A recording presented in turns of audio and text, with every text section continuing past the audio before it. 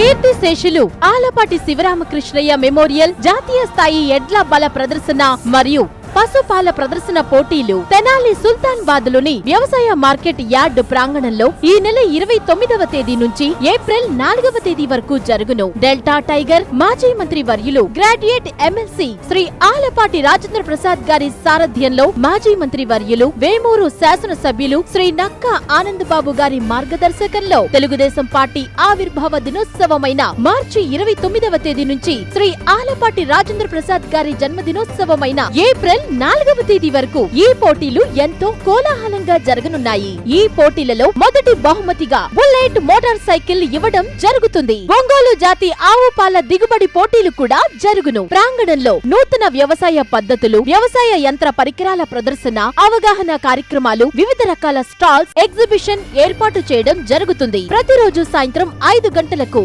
Flood లైట్ల వెలుతురులో పందాలు నిర్వహించబడును. ప్రతిరోజు రాష్ట్ర మంత్రులు, పార్లమెంటు సభ్యులు, శాసన సభ్యులు, ప్రముఖులు అతిథులుగా విచ్చేయుదురు.